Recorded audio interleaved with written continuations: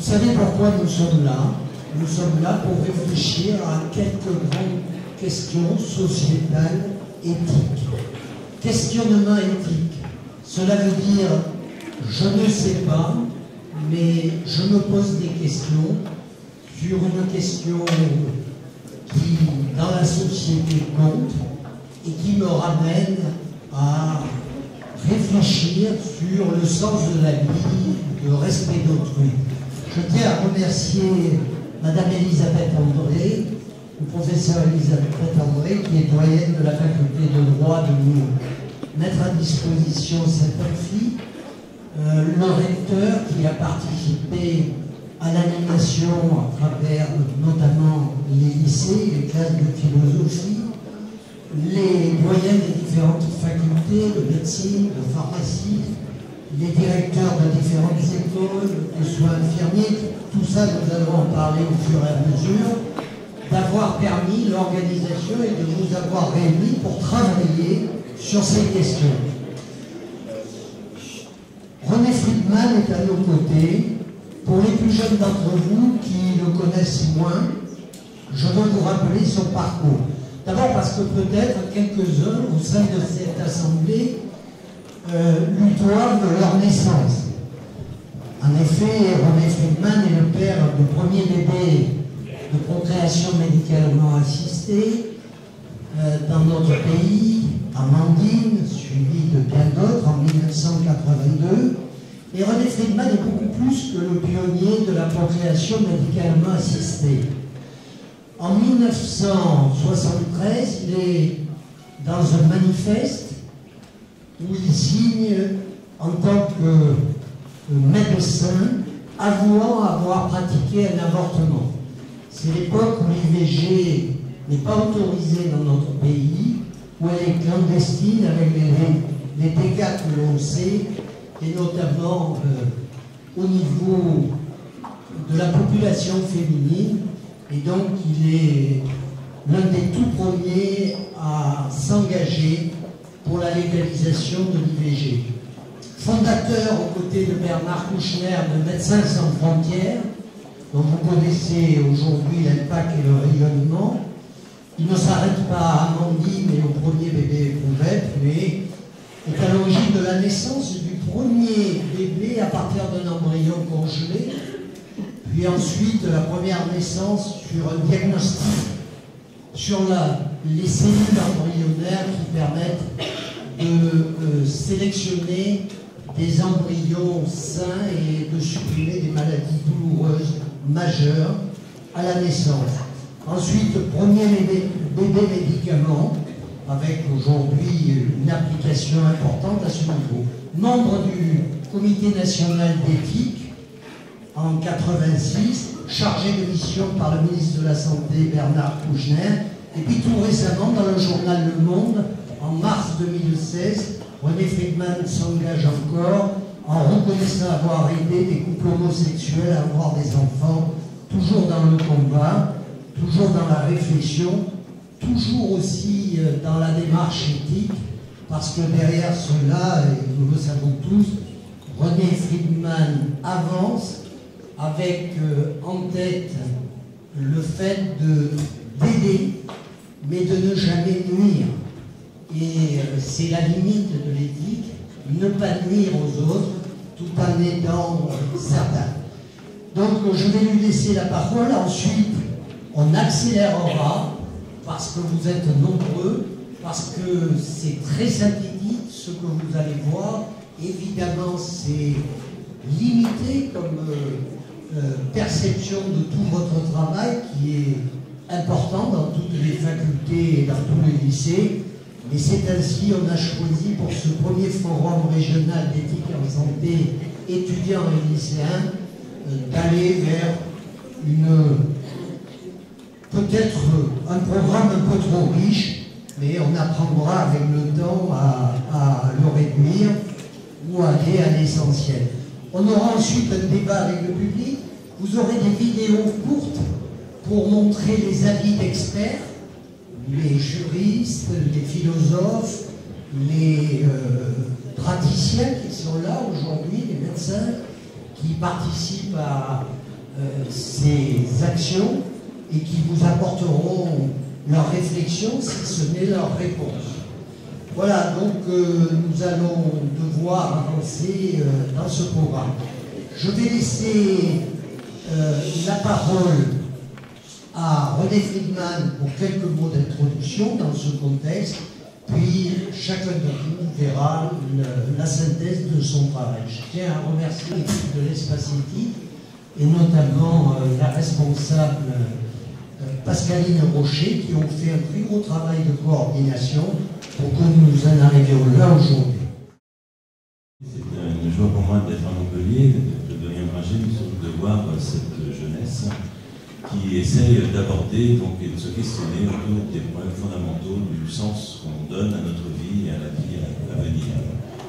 Je dois dire que la gynécologie obstétrique et ce que nous avons vécu ces dernières années en connaissance de ce que c'est qu'un virus, que vous allez connaître avec les développements de la génétique, montre qu'avec le développement technologique, il y a nécessité d'avoir une réflexion pour mettre des limites qui ne sont plus l'impossibilité de faire, mais de réfléchir sur le pourquoi faire et de comment faire, bien sûr, et surtout le pourquoi.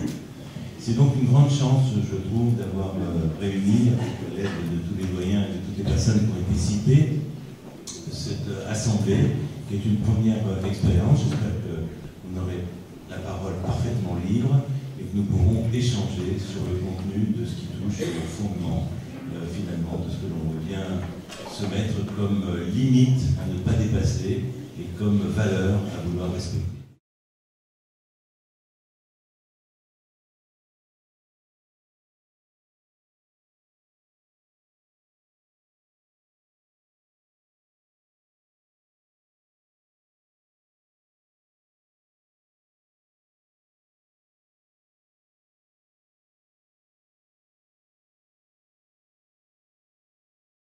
Je suis Jacques Bordier, je suis le médecin réanimateur, je vous présente ma collègue, Anne Doval, et l'infirmière de garde.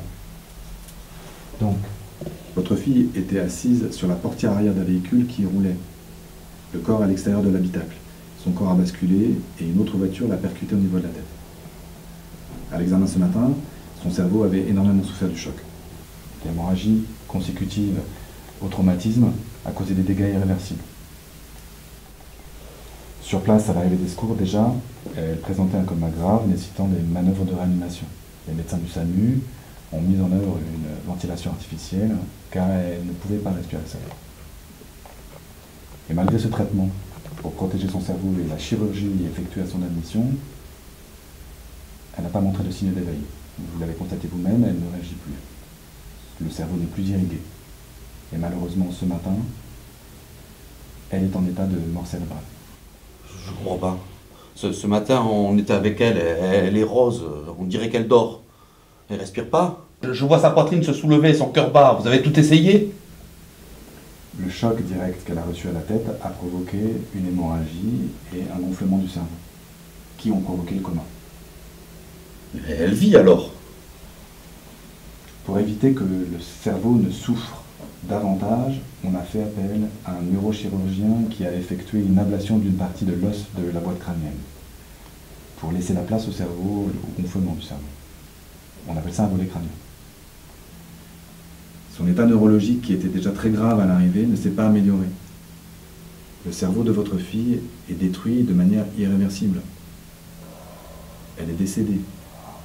Tout ce que vous voyez, la respiration, l'apport d'oxygène, tout cela est totalement artificiel. Mais dire qu'elle est morte? Qu'est-ce qui vous fait dire ça? Elle ne réagit plus. Elle a perdu tous les réflexes de la commande centrale du cerveau. Quand on effectue le test de débranchement, elle ne respire pas. Nous avons effectué un angioscanner cérébral qui confirme l'arrêt circulatoire total du cerveau. Nous devons remplir les formulaires de décès. Mais qu'est-ce qui va se passer maintenant? Si elle est morte, qui prend la décision de tout arrêter là? Il n'y a pas de décision à prendre, monsieur. Il ne reste qu'à stopper ce qui est artificiel. Dans cette situation exceptionnelle, où le cerveau est détruit et où les autres organes sont encore perfusés et oxygénés, se pose la question du don d'organes pour la greffe. Non, non, non, pas question, vous toucherez pas à ma fille, hein. Est-ce que c'est une discussion que vous avez avec votre fille? Nous savons très bien que cette situation est intenable pour vous. Tout cela est très brutal et violent. Asseyez-vous, je vous en prie. La question du don d'organes pour des patients en attente de greffe se pose en cas de mort cérébrale. Il est très important de savoir si votre fille en avait parlé de son vivant. Est-ce qu'elle s'était exprimée contre clairement? Vous êtes les témoins de ce qu'elle aurait souhaité. Elle pourrait aider, sauver des patients en attente de greffe. Il faut que vous sachiez que rien de l'acte du don ne sera visible pour la famille. On en a parlé. Oui? En classe. Oui. Il n'y a pas longtemps. Elle était pour. N'importe quoi, ça n'a rien à voir. Ne l'écoutez pas, hein. Elle était comme ça. Toujours à penser aux autres, à vouloir aider. Non, non, pas question. Écoutez, prenez votre temps. Je pense que vous devez retourner la voir pour lui dire au revoir. Discuter entre vous, vous retrouver et nous apporter le témoignage de ce que votre fille souhaitait. C'est pas possible.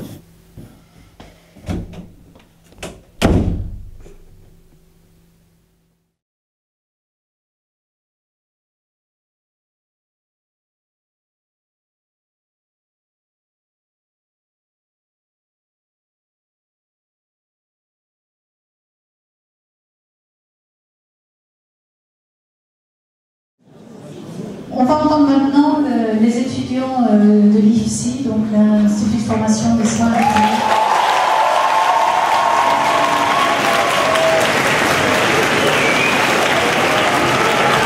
On est étudiant de l'IFSI de Montpellier en 2e année et on va vous présenter notre démarche éthique sur le don d'organes.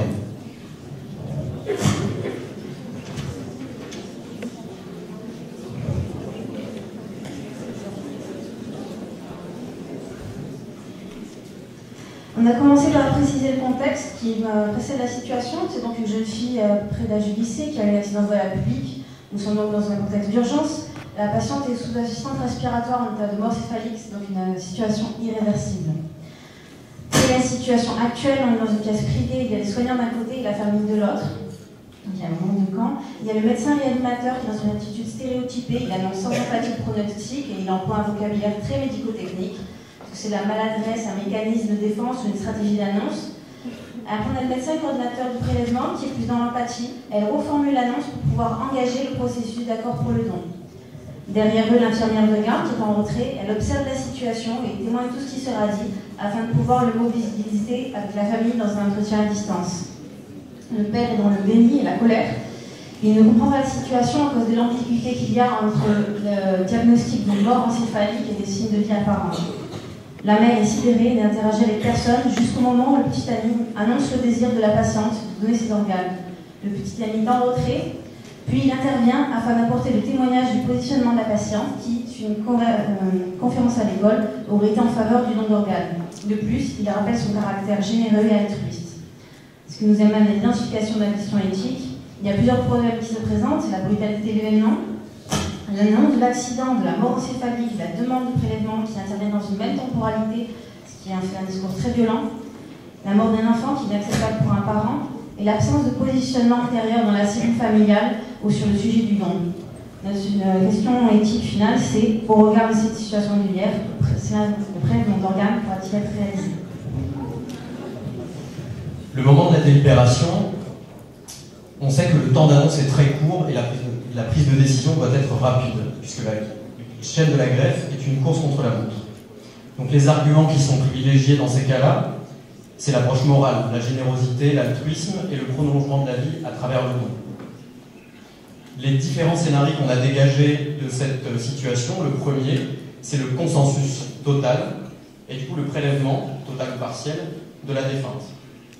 Les risques de cette situation, ou plutôt les points positifs de cette situation, ce serait de promouvoir la vie, atténuer la culpabilité des parents et aussi la satisfaction de l'équipe médicale pour tous les autres patients greffés par la suite. Le deuxième scénario, c'est pas de consensus, donc pas de prélèvement, ou éventuellement dissensus entre les parents, donc pas de prélèvement. il risquerait d'y avoir de la culpabilité de la part des parents qui regretteraient par la suite de ne pas avoir donné et de ne pas avoir respecté les volontés de leur fille, rendant le deuil impossible. Et on risque aussi d'avoir la culpabilité du petit ami de ne pas avoir réussi à s'affirmer dans cette situation et donc de ne pas avoir respecté les volontés de sa petite amie. Le dernier scénario, c'est le prélèvement sans consentement, ce qui entraînerait la colère de la famille, d'éventuelles retombées judiciaires pour l'hôpital et une très mauvaise publicité pour l'établissement et le don d'organes. Pour juger, on a voulu rappeler les principes éthiques, les principes du dilemme éthique, les principes fondateurs du corps humain pour juger du dilemme éthique. La première chose, c'est la non-patrimonialité du corps. Le don sera donc gratuit. L'inviolabilité, il ne peut être porté atteinte à l'intégrité du corps qu'en cas de nécessité médicale pour soi ou autrui. L'indisponibilité, on ne dispose pas librement du corps de l'autre. Les principes philosophiques de la bioéthique sont la bienfaisance, faire le bien dans la continuité de la vie au travers du don d'organes, la non-malfaisance, ne pas infliger de mal à autrui en respectant le corps. Le principe de justice, c'est une procédure qui est juridiquement encadrée pour limiter les dérives et traiter toutes les personnes de manière égale et préserver l'anonymat du don. Et le principe d'autonomie, il faut le consentement de la famille en connaissant la volonté de la patiente. La gravité de l'annonce et l'urgence de la décision à prendre viennent compromettre la capacité de la famille à prendre une décision. Il y a antagonisme entre le bien individuel et le bien collectif. Les représentations autour de la mort, dans le cas présent, il y a la mort qui n'est pas dans l'ordre naturel des choses, puisque c'est la fille qui part avant les parents. La symbolique des organes peut intervenir aussi, comme le cœur, la cornée, qui ont une symbolique forte. Le caractère spirituel, religieux de la famille, et les facteurs empêchant le processus de deuil. Le cadre légal, maintenant, il y a la loi de bioéthique de 2011. Il y a un statut sur la mort encéphalique de 1996 et la recherche du positionnement du défunt et l'inscription sur le registre national des refus éventuellement qui est obligatoire à rechercher. En tous les cas, c'est le témoignage de la patiente qui est recherché par l'intermédiaire des proches et par un accord.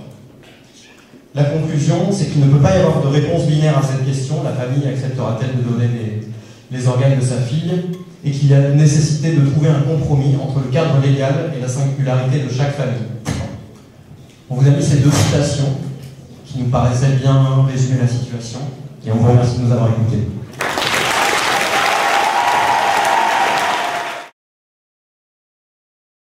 Maintenant, ce sont les étudiants de philosophie du lycée Joffre, de Madame Delphine Besson.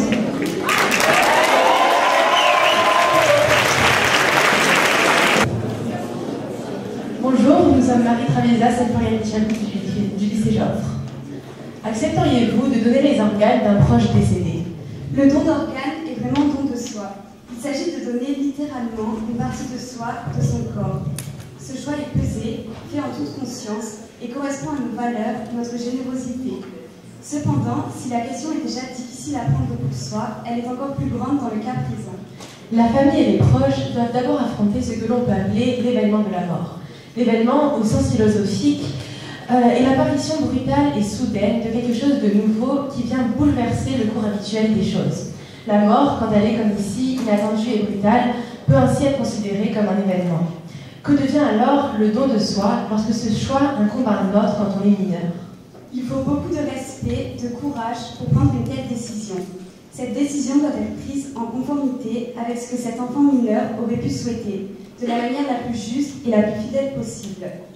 Avez-vous déjà parlé du don d'organes avec vos proches? Pourquoi peut-il être refusé? Penser au don d'organes implique généralement d'envisager sa propre mort. Nous craignons notre disparition. Rien de plus normal selon la psychanalyse.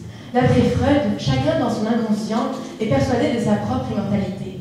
La croyance à la mort ne trouve donc aucun point d'appui dans nos instincts. De plus, le prélèvement est souvent associé à une atteinte à l'intégrité du corps et perçu comme une violence exercée à l'encontre de l'image du défunt. Le seul lien qui les noue à l'autre est charnel et sensoriel. La société, la culture, la morale, la religion façonnent en grande partie la représentation que nous avons de notre corps, en vie ou devenu cadavre, et la relation que nous avons avec lui. Du point de vue scientifique, le corps est comme une machine. ramené par Descartes à de la matière et aux lois de la mécanique. Cette modélisation est cependant délicate lorsqu'on se place sur le plan du soin et de la pratique de la médecine. Le corps objectif peut avoir pour modèle la machine. Cependant, l'être vivant que je suis, moi, fait de mon corps non pas un objet, mais celui que je suis. Ainsi, un organe n'est pas identique à une pièce de machine ou d'horlogerie. Rien n'est interchangeable au sens strict. La question du don d'organes est difficile à prendre pour soi, et pour un mineur décédé, l'accord doit être obtenu du père et de la mère. Comment aborder la délicate question du don d'organes avec des parents dont l'enfant mineur vient de décéder? L'annonce du décès est choquante, et le discours, mécanique et technique, ne permet pas aux proches de prendre conscience de ce qui arrive, par exemple de comprendre ce qu'est la mort cérébrale. Les médecins paraissent obnubilés par la question du prélèvement d'organes, au point d'ignorer purement et simplement la réaction de la mère en total état de choc. Or, dans le cas d'un enfant mineur, ce sont les deux parents qui doivent nécessairement donner leur accord. Comment prendre une telle décision si vite et dans de telles conditions? Tous ces points soulevés ici s'avèrent problématiques, et c'est bien dans ce sens qu'ils nous mènent à une question de nature éthique. Qu'est-ce que l'éthique? L'éthique est la recherche et les réflexions sur les normes et les principes qui guident l'action humaine. Elle est en relation étroite avec les valeurs professionnelles, personnelles et le droit. Si l'éthique ne connaît pas de solution a priori qui s'impose, que faire? Comment faire? Nous pensons qu'il est important de conserver le don anonyme et gratuit. Dans le cas contraire, le don serait remplacé par de la cupidité et on assisterait à une marchandisation du corps humain. Le débat sur le sujet doit faire l'objet d'une information large, car il serait dommage que pour des incompréhensions, nous ne puissions sauver des vies. Ceci pourrait par exemple se faire lors du recensement des jeunes et la carte du donneur devrait également se généraliser. Ainsi, le principe d'autonomie serait préservé. Merci de nous avoir écoutés.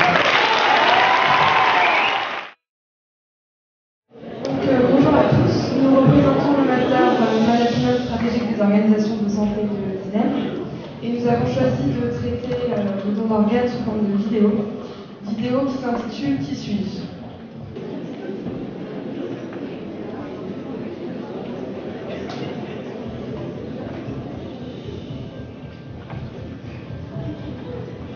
Je suis la vie, la société, l'individu. Je suis unique.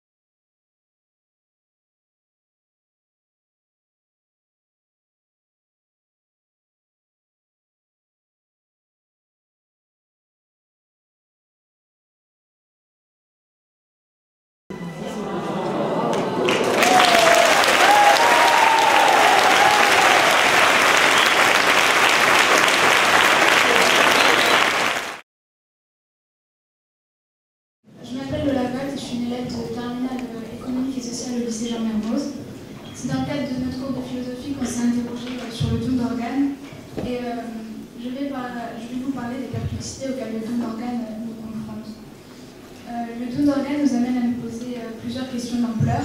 Et la première question qui se pose est qu'est-ce qu'une personne? Si la personne est un sujet et que le sujet est défini par une conscience de soi et une libre disposition de soi, alors le corps serait-il seulement un objet, la boîte où réside le sujet? Ou bien alors le corps et l'esprit constitueraient un tout non détachable l'un de l'autre? Ainsi, donner ses organes reviendrait à se détacher d'une part de son identité. Et si lors de la mort mon esprit ne fonctionne plus, alors le tout n'en serait plus un. En effet, le corps ne serait plus qu'un corps, et si celui-ci fonctionne, pourquoi ne pas en faire profiter d'autres? On remplacerait donc un organe mort d'un corps d'un vivant par un organe vivant provenant d'un mort. L'organe est une partie de l'identité. Le donné donnerait donc au receveur une nouvelle identité. Il ne serait plus complètement, plus entièrement lui-même. Mais l'organe est aussi partie essentielle de l'intégrité corporelle. Se servir des organes d'un autre serait comme le traiter d'une boîte à outils où l'on se sert pour réparer des choses, des gens, comme si le corps était démontable et remplaçable. Or, chaque être est unique et irremplaçable, car chaque passé a forgé à l'individu une manière d'être propre à lui, et par conséquent une façon de penser unique. C'est maintenant une deuxième question qui se pose à nous. Comment traverser le deuil? À commencer par le deuil de la famille. Peut-on accepter de donner les organes d'un proche, sans connaître son avis sur la question, lorsque le deuil n'est pas encore fait et que l'acceptation de la mort n'a pas encore eu lieu? En rappelant que le don d'organes ne peut avoir lieu qu'en cas de mort cérébrale, quand on voit son proche respirer, son cœur battre, même si c'est artificiellement, réaliser la mort paraît absurde. On peut croire au réveil et être suffisamment confus pour penser qu'il y a encore des chances. De plus, accepter le don donnerait le sentiment de trahir la personne, de l'abandonner et de porter soi-même atteinte à son intégrité corporelle en la laissant à la science comme si l'on pouvait juste la détacher d'elle-même. Elle ne serait alors même plus un corps, mais le reste d'un corps, puisqu'on lui prendrait son cœur, ses poumons et tout ce qui représentait la vie en cette personne.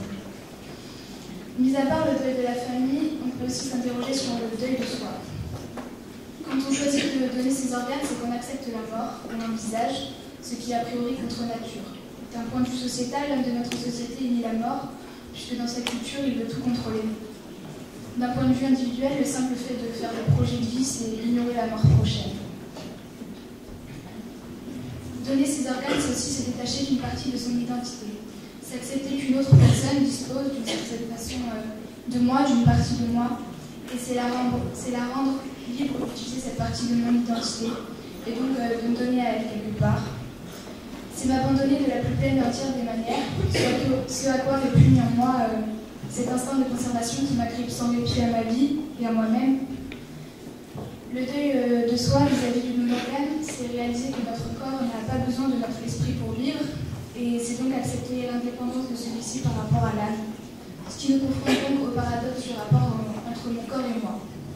Je suis d'abord un corps car c'est par lui et en lui que j'existe dans ce monde, mais je suis et je sais qu'il n'est pas tout mon être, car je déteste être réduit à mon corps, à ses traits et à l'étiquette dont il m'a fait. Accepter le don d'organes, c'est prendre pleinement acte de cette dissociation, donc celle du corps et de l'esprit, et c'est se confronter au mystère de notre destination ultime, à l'énigme de ce moment où mon corps m'échappera, tout autant que je m'échapperai de lui. Si je ne suis plus dans mon corps, alors où serais-je moi? Je vous remercie.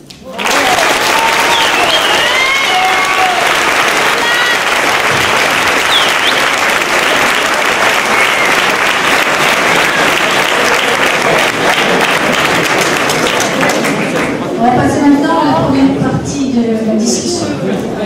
Donc le débat est ouvert après ces très belles présentations avec des orientations et des éclairages différents. Je pense qu'on a balayé, je ne veux pas dire tout le problème, mais une bonne partie des problèmes tels qu'ils étaient présentés dans tous les cas. Il y a tout le monde, je crois, toutes les représentations qui ont été faites ont conclu au fait qu'il n'y avait pas de distance. Ce point-là était vraiment répété tout le temps. Il n'y a pas de distance entre l'annonce de la mort et le temps de prendre une décision en ce qui concerne le don d'organes. Vous l'avez tous pointé, effectivement, un problème en médecine indispensable pour séparer les deux. Bon, la contrainte et puis la possible du film qui devait avoir lieu dans le temps qui était imparti. En dehors de ça, il y a des approches qui sont différentes que vous avez mentionnées, mais il reste des questions questions, je suppose, et donc voilà, discussion à ceux qui veulent intervenir, poser des questions. Si vous avez des questions, des commentaires sur ce que vous avez lu, allez-y. Oui. Le plus difficile de commencer. On vous donne la parole. Merci. C'est un ordre. Je voudrais répondre à ma collègue sur le rôle des infirmiers, évidemment.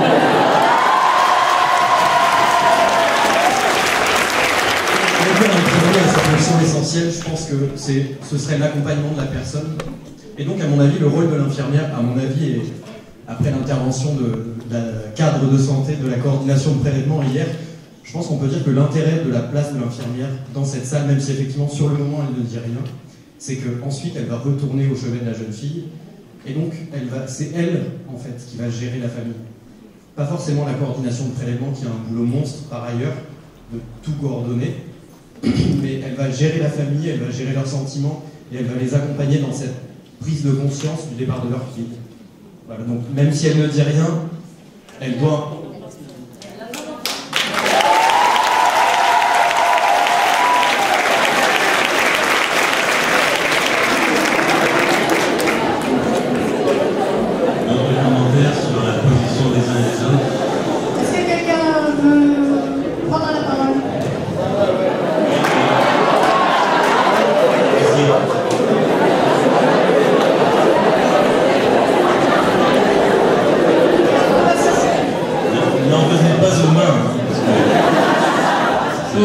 Tout d'abord, je m'excuse si le terme inutile vous a offensé, peut-être que c'était un peu fort. Mais vraiment, moi, ce qui m'a gêné, c'était tout d'abord le fait qu'elle ne disait vraiment rien, donc ça faisait plus, en plus elle était debout. Donc moi, j'avais vraiment l'impression d'avoir, à la place des parents, de voir quelqu'un qui me juge, qui me fixe, qui est là et qui ne dit rien, qui n'intervient pas. Et moi, c'est ça qui m'a plus gênée, si tu veux, c'est pas tant qu'il y ait une infirmière, je trouve ça très bien, justement, je sais que le rôle des infirmières est très important au sein d'une équipe, que c'est elles qui font la coordination, je le reconnais, dans les hôpitaux, qu'elles sont très importantes, même nous en dentaire, elles sont très importantes aussi, donc je ne dénigre pas du tout votre rôle, j'espère que vous ne l'avez pas pris comme ça du tout, le terme était peut-être un peu fort d'inutilité, et voilà, moi c'est vraiment le fait qu'elle était debout, qu'elle ne disait rien, qu'elle avait plus une position de juge, que de vraiment rentrer dans la discussion, rentrer dans l'annonce. Et voilà, moi c'est ça qui m'a gênée et c'est pour ça qu'on a dit que sa présence était inutile, parce qu'on perdait finalement le caractère solennel, on annonce quand même la mort de quelqu'un et on se trouve, moi si je te disais ta mère est morte et que madame était à côté là à regarder, ben moi je l'apprécierais pas. Donc voilà, c'est pour ça qu'on a décidé ça. Voilà.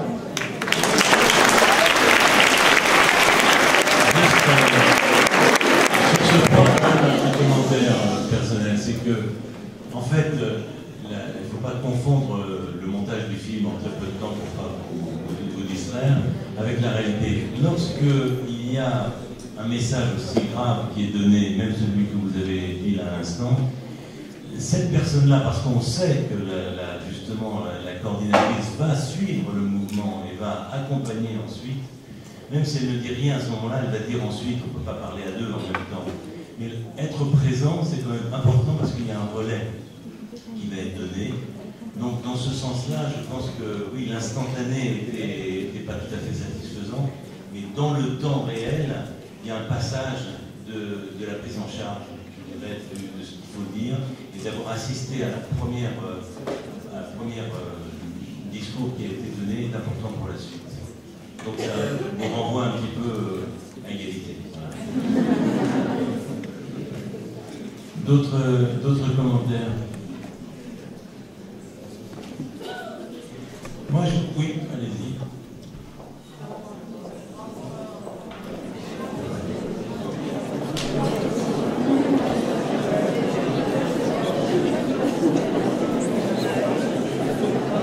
Bonjour. Alors moi je suis assez vieille pour avoir connu le registre de pour le don, qui est passé à un registre pour le refus du don. Et j'ai un peu de mal à imaginer pourquoi il n'y a pas eu de solution avec un registre de refus et un registre de pour, sachant que ceux qui sont inscrits sur le registre de pour le don, on peut amener à la famille plus facilement et clairement la position de la personne décédée, de manière à améliorer le temps de réflexion et la déculpabilisation de la famille, etc., sur la question du don, en fait. Voilà. Donc pourquoi cette solution-là n'a pas été envisagée? Je pense, mais peut-être, moi je ne suis pas spécialiste dans ce domaine, je pense simplement qu'il y avait peu de gens finalement qui manifestaient, parce que peu de gens manifestaient leur volonté de pouvoir donner, alors que l'autre attitude laisse beaucoup plus ouvert et quantitativement va permettre de discuter avec plus de situations que ceux qui ont vraiment donné leur position. Je crois que c'était simple un discours, mais il y avait peut-être d'autres éclairages. Alors moi je suis Dr Bachéry, je suis médecin coordonnateur sur le CHU de Montpellier. Donc effectivement on a laissé toute liberté dans le mode d'expression sur le positionnement par rapport à la question du don. Ce qu'il faut savoir, c'est que quand on fait une revue de la littérature pour savoir un petit peu où on se situe dans les différentes législations, quand on prend tous les pays de l'Europe et au niveau international, c'est pas tellement la loi qui va faire qu'on va prélever plus, mais c'est ce que vous avez très bien souligné, c'est l'éducation, l'intégration du message lors du cursus, qui va faire que progressivement ce message va pénétrer au sein de la population. Alors le registre du nom, il y a à peu près 80 000 personnes qui sont inscrites sur le registre national du refus en France. Vous imaginez que s'il y avait aussi peu de personnes inscrites sur le registre du Louis, ça nous fermerait vraiment la possibilité d'accéder à la greffe pour les patients qui sont inscrits sur liste d'attente. Ceci étant, la carte de donneur est un argument fort au moment de l'entretien et de l'accompagnement des proches quand elle est présente.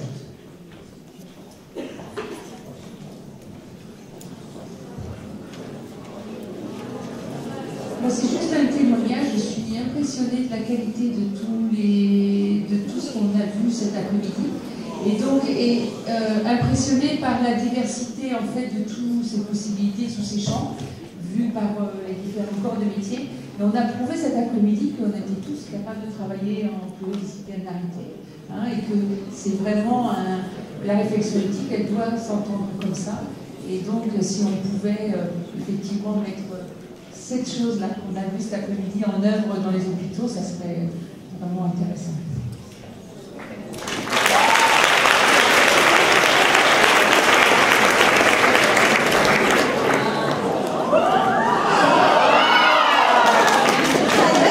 Merci. Moi j'avais une petite remarque à faire en fait par rapport aux mineurs, enfin, en tout cas à partir de l'âge de 13 à 18 ans, parce qu'en effet à partir de 18 ans on a le consentement présumé, donc pas vraiment besoin d'avoir un registre du pour, parce que le consentement est présumé, mais de 13 à 18 ans on a la possibilité pour un mineur de s'inscrire sur le registre des refus. Et qui est-ce qui décide? Ce sont les parents, dès lors qu'on n'est pas inscrit sur ce registre de refus, qui ont le monopole de la décision. Et pour ces enfants-là, de 13 à 18 ans, ne serait-il pas judicieux de prévoir un registre du pour? Parce que leur maturité est prise en compte, enfin, leur volonté est prise en compte pour le refus, mais pas pour l'option contraire, à savoir vouloir donner leurs organes. Donc je pense que ça mérite réflexion. Les étudiants l'ont soulevé, et je les remercie, et je voulais revenir sur ce sujet.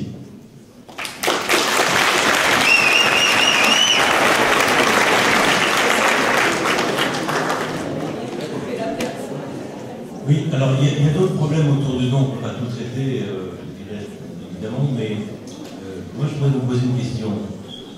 On n'a pas parlé de ce qui était prélevé.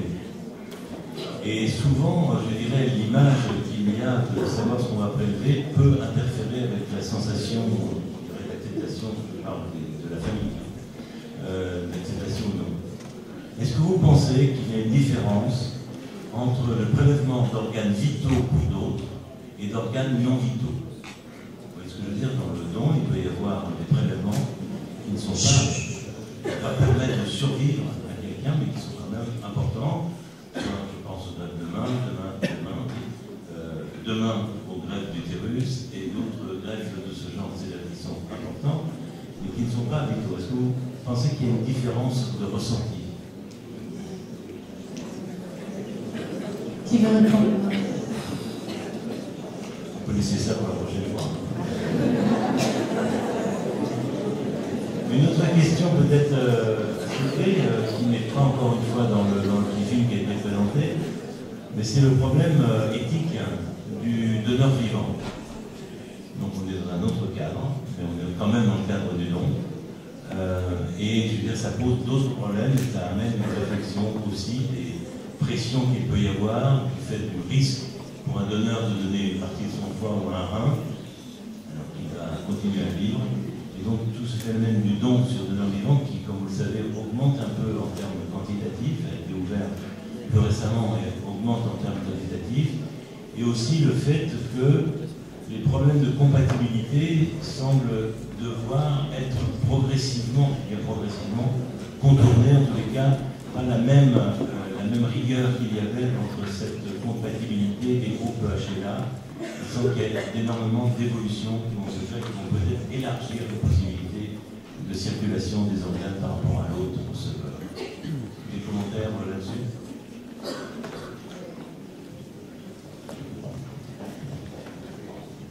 Sur les deux points, je peux faire des commentaires sur la vitalité, alors de ce qui peut être prélevé, donc donné par le donneur.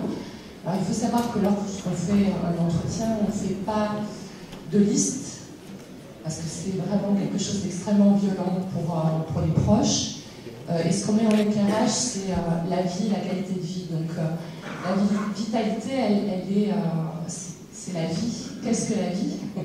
Alors il y a effectivement les organes vitaux auxquels on pense tout de suite, le cœur, les poumons, mais pour nous, on met autant d'importance pour la possibilité de greffe, notamment pour un os massif, quand on sait que c'est un adolescent qui peut en bénéficier.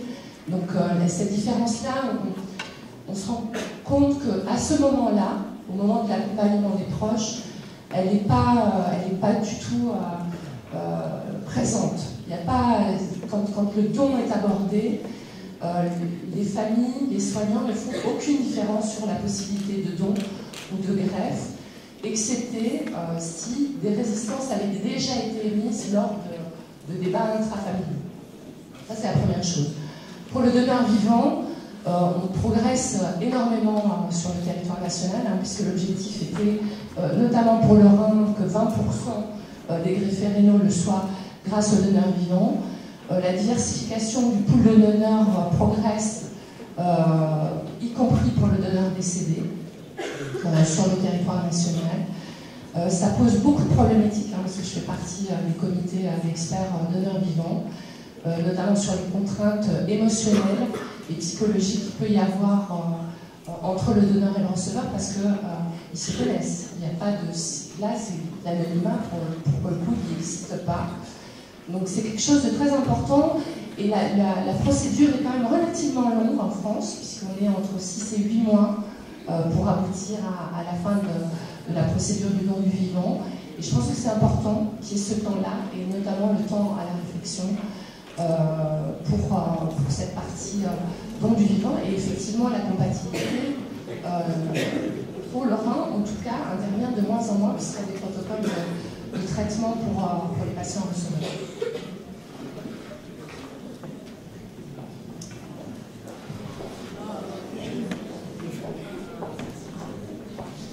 Emmanuel Terrier, dans une conférence en droit, pour répondre et poursuivre sur l'analyse que vous donniez, un petit éclairage juridique très rapide, effectivement.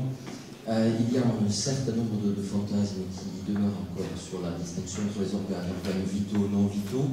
Les yeux, la cornée, qui remonte à la loi du 5 juillet 1949, totalement abrogée depuis, mais pour autant, il y a encore des personnes qui nous disent « je veux bien tout donner sauf les yeux », parce que les yeux, c'est aussi derrière l'âme, la représentation de la personne, et c'est quelquefois, c'est cette distinction, même si la loi aujourd'hui ne fait plus de distinction selon les organes, selon la nature, tissus, cellules, produits du corps humain, tout cela finalement, à part le sang, relève du même champ de la loi.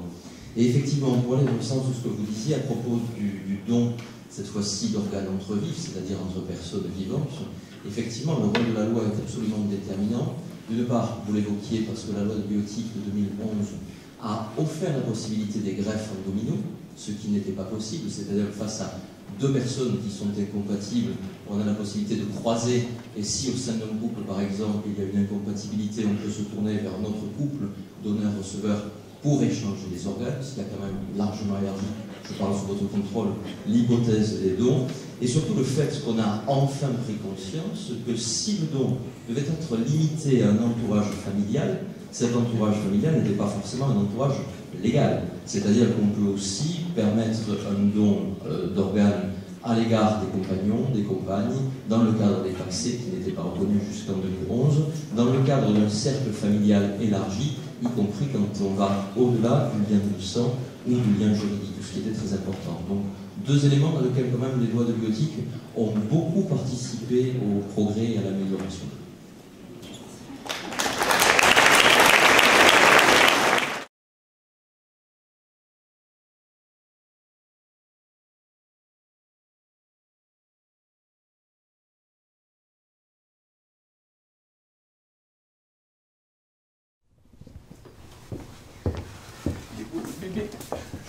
Asseyez-vous.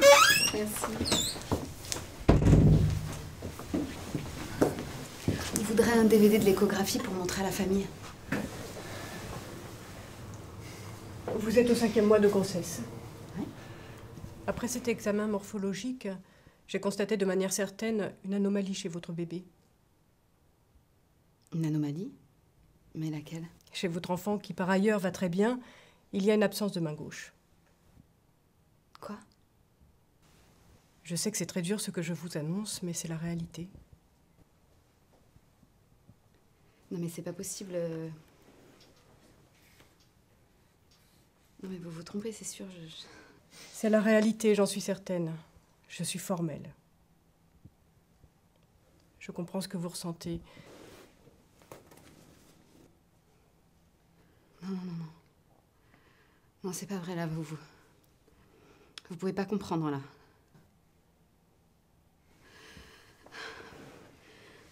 Vous vous rendez compte? Elle se rend pas compte, on ne peut pas dire des choses comme ça là. On va ailleurs. Vous plantez complètement, c'est sûr. Personne n'a jamais eu ça dans la famille.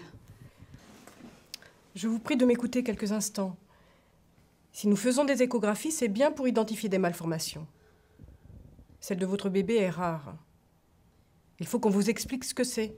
Le fait qu'elle n'est pas associée à d'autres anomalies. Et que malgré cela, les enfants ont un avenir. Arrêtez avec le mot enfant là. C'est plus notre enfant, c'est plus notre bébé. C'est pas ce qu'on voulait. C'est pas vrai? Oui. Je souhaiterais vous revoir très rapidement tous les deux, pour en rediscuter. Et prendre des rendez-vous avec des spécialistes. Je peux vous revoir demain. Non, mais je crois que vous avez pas bien compris là. On n'en veut pas. D'accord? On n'en veut plus. C'est notre bébé, c'est pas le vôtre. Il n'y a pas à discuter. On est les parents, on a des droits, d'accord? Je veux avorter. Si on s'en était rendu compte le premier trimestre, on aurait fait une IVG et personne n'aurait discuté pendant des heures, d'accord?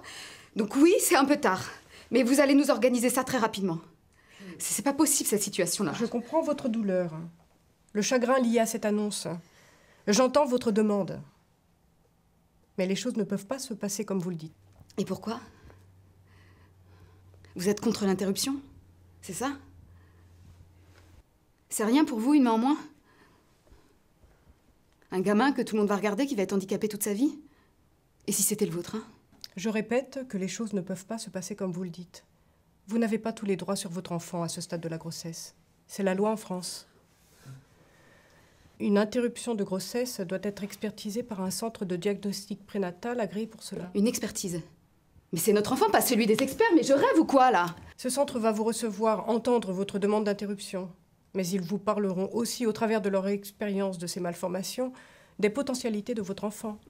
Mais vous allez nous forcer à le garder, c'est ça? Ils vous diront la réalité de cette anomalie. Ils vous diront que anomalie ne signifie pas handicap, dans tous les cas.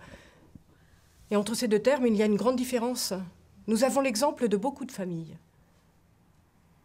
L'avenir des enfants et le regard qu'on porte sur eux dépend beaucoup des parents. Vous êtes dans la phase la plus dure qui est celle de l'annonce de la malformation.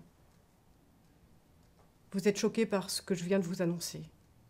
La solution qui semble se présenter à vous, c'est de supprimer la grossesse pour diminuer votre douleur. Cette phase peut durer de quelques jours à quelques semaines. Bon, écoutez, arrêtez avec votre psychologie de supermarché. On n'en veut pas. D'accord? Donc, on va faire une demande d'interruption de grossesse.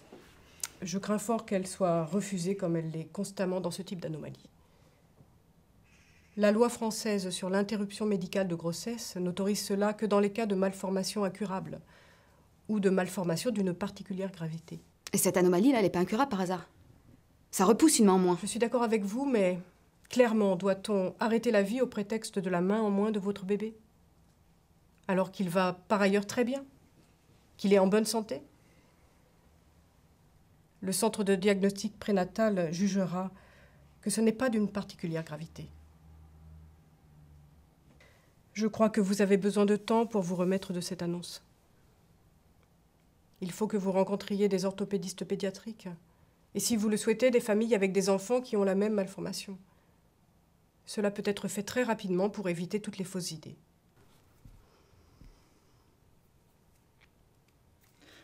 Laisse tomber, regarde. Sur ce site-là, il y a des possibilités d'avorter à l'étranger si on nous refuse ici. Vous avez vu là les photos de ces malformations? Putain, qu'est-ce qui nous arrive? Et vous nous refusez l'avortement? Je vais transmettre votre demande au centre de diagnostic prénatal de la région. Je vous propose, si vous le souhaitez, de rencontrer une psychologue pour un soutien émotionnel durant les jours qui vont suivre.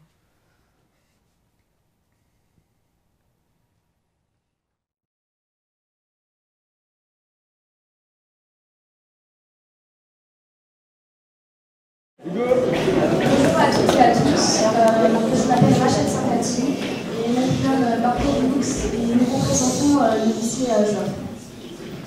En premier lieu, que signifie le terme éthique?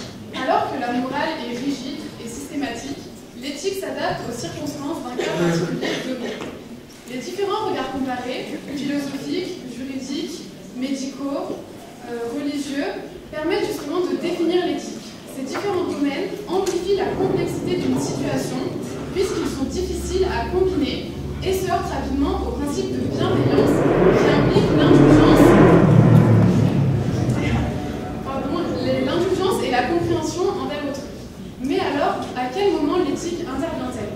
Dans le cas que nous commentons, la question éthique intervient dès lors que l'intervention médicale de grossesse apparaît aux yeux de la mère comme une solution face à la malformation de son futur bébé.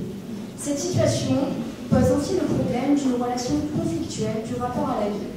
Selon le philosophe Habermas, l'égalité des individus provient du hasard génétique. Pour citer Habermas, notre histoire biologique a un début contingent. Par conséquent, la sélection prénatale des caractéristiques d'un embryon ou le rejet de celui-ci car il ne présenterait pas de caractéristiques requises constituerait une atteinte à sa liberté d'être et à ce principe d'égalité. Si l'égalité suppose que l'on ne choisisse pas l'aspect de son enfant, c'est donc un travail sur la société qui reste à accomplir dans sa conception de l'handicap. Justement, quelle vision avons-nous du handicap? Le mot handicap vient de l'expression anglaise handicap, littéralement main dans la casquette, traduisant l'aspect aléatoire et imprévisible de la génétique. Le handicap est, aux yeux d'une société, tout ce qui fait écart à la normalité. La mère a sa propre vision de ce que doit être un bébé normal et voudrait le choisir comme une chose. Mais a-t-on jamais eu l'enfant que l'on s'attend à avoir?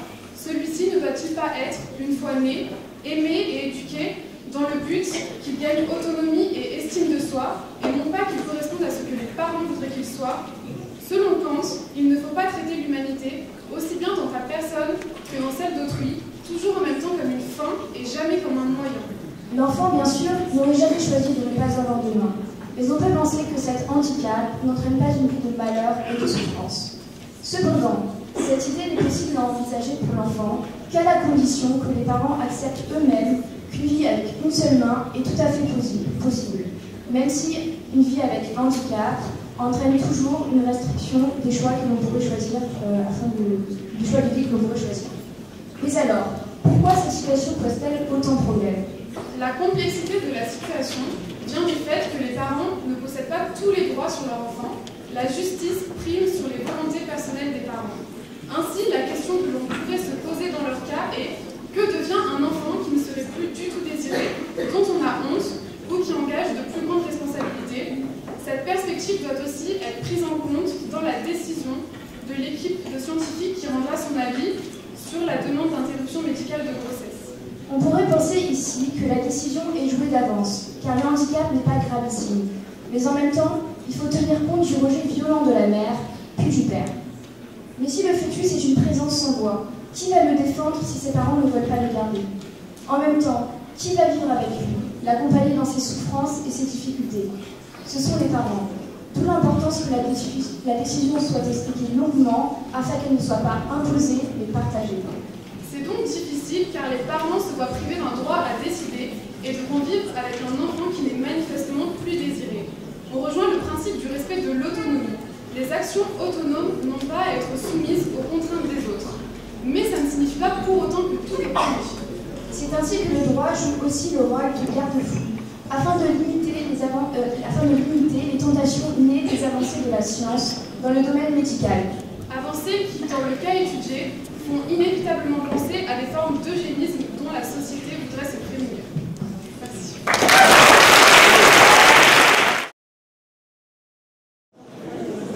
Bonjour à tous, je m'appelle Soledad Santegui, je suis du Master BEM Management stratégique des organisations de santé à l'ISEM. Et pour ce deuxième sujet, nous avons choisi de le traiter sous forme de vidéo dont le titre est Je demain, afin de susciter réflexion et interrogation sur le sujet. Bonjour.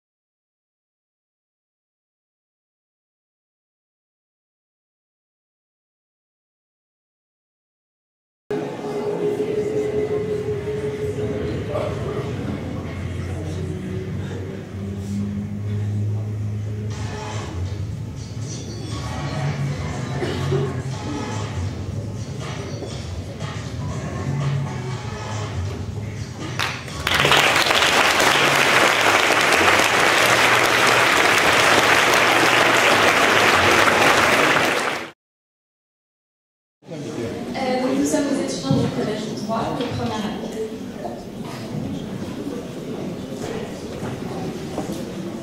Le procès que nous allons vous présenter prend place dans un espace-temps lointain. En ce jour, nous assistons au jugement d'une personne accusée d'avoir deux mains dans une société aux normes et mœurs différentes. La normalité est d'avoir une main unique. L'accusé, emprisonné à titre préventif, comparaît désormais devant la cour. La cour a pris place. Mesdames, Messieurs, nous nous tenons aujourd'hui devant vous afin de juger une atteinte à l'ordre public. Madame Antimonian, il vous est reproché d'avoir deux mains. Or, d'après l'alinéa 1er de l'article L312 du Code pénal de l'esthétique, Le fait de conserver ces deux mains est constitutif d'un trouble à l'ordre public. Par ailleurs, toute personne anormalement constituée se doit de réaliser les démarches nécessaires afin de correspondre parfaitement aux critères morphologiques de l'espèce humaine, sous peine de se voir condamnée à une reconstruction ou une déconstruction chirurgicale. La Cour constate donc qu'avoir deux mains est une anomalie qui doit faire l'objet d'une déconstruction chirurgicale au nom de l'égalité et de la justice dont nous sommes les garants. Je laisse la parole à Madame la procureure. Vous êtes donc accusé d'être anormalement constitué. Oui, cette anomalie est due à une erreur de la nature, mais vous étiez tenu d'y remédier. Vous devez vous protéger et vous devez vous soucier des autres. De ce fait, vous auriez dû faire appel à un professionnel de la déconstruction esthétique. Je laisse la parole à la défense. Mesdames, la règle utilisée fait référence à l'anormalité, mais c'est un terme vague, laissant libre cours à interprétation. Le procureur estime qu'avoir deux mains constitue une anormalité, mais je vous le demande, en quoi cela est-il le cas? En tant qu'avocat, je vais laisser ma cliente s'exprimer. Mais je suis bien. Mais je suis bien comme je suis. Pourquoi devrais-je subir une intervention pour être comme vous? Ma cliente ne peut être tenue responsable de cette anormalité. Elle n'a pas choisi d'avoir deux mains. Trouver un coupable reviendrait à porter plainte contre la nature. Or, qui êtes-vous, en tant qu'homme, pour aller à l'encontre de la nature? Vous n'en avez pas la légitimité. Je ne joue pas sur la nature, je fais prévaloir l'intérêt général sur l'intérêt particulier d'une seule et d'une personne. On ne peut mettre la nature en prison. Néanmoins, face à moi se dresse un coupable qui, chaque jour, par son inaction, nous montre sa différence et sa laideur. C'est un trouble à l'ordre public. Je rappelle que l'ordre public est là pour assurer la sécurité, la protection, la paix de tous. De par sa différence, Madame Antimoignon nous expose à de multiples harcèlements, à des violences physiques et morales, car elle se met en danger. La justice se doit de la protéger. Elle choque. Moi, j'aurais avorté. De toute façon, c'est le droit qui choisit. Cachez cette main que je ne saurais voir. La Cour ordonne à la salle de se taire. Reprenez, Madame Antimoignon. Je n'ai jamais choqué personne. Mes parents m'ont élevé avec cette différence, qui est devenue un atout, une force. Puis vous m'avez déjà assez puni en séparant mes parents lorsque vous m'avez jeté en prison. De plus que je sois victime de violences physiques ou morales, mais enfin, ça ne concerne que moi. Ce que ma cliente veut dire, c'est que tant qu'elle ne porte pas plainte pour un hypothétique harcèlement, vous n'en aurez jamais droit. Cela concernera uniquement sa vie privée. Mes deux mains ne sont pas un handicap. Si vous voulez, simplement une anomalie. Mais enfin, je ne suis pas malade. Mes parents m'ont élevé avec cette différence. Ils n'ont jamais culpabilisé de m'avoir gardé et je ne culpabiliserai jamais d'exister. Pour en revenir à votre ordre public, si votre société est capable d'être ébranlée par une seule main en plus, il serait peut-être bon de remettre en question ses valeurs.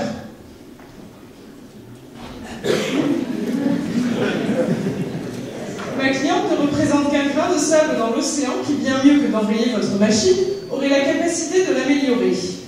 De plus, regardez autour de vous. Vous trouvez-vous similaires? Nous avons tous des différences psychiques ou physiques. D'après vous, elle ne représente pas des atteintes à l'ordre public.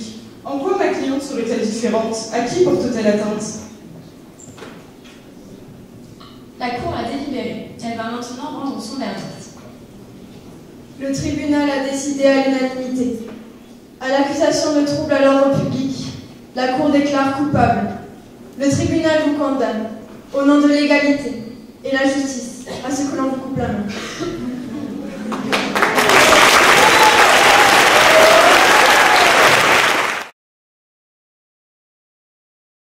Bien, écoutez, nous allons ouvrir la discussion pour ceux qui veulent intervenir, qui ne se sont pas manifestés artistiquement comme la plupart des intervenants.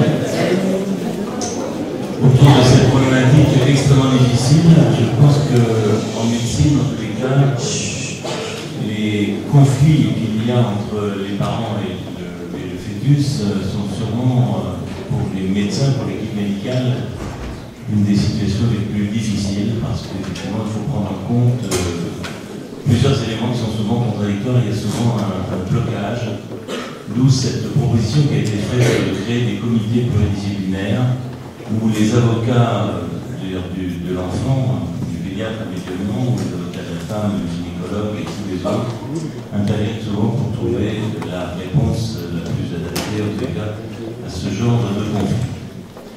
Juste une information qui est importante, c'est que quand vous regardez sur le site de l'Agence de biomédecine tout ce qui se passe en France, puisque toute demande d'interruption thérapeutique ou médicale de grossesse est répertoriée, puisqu'elle doit passer par ces fameux centres périnataux.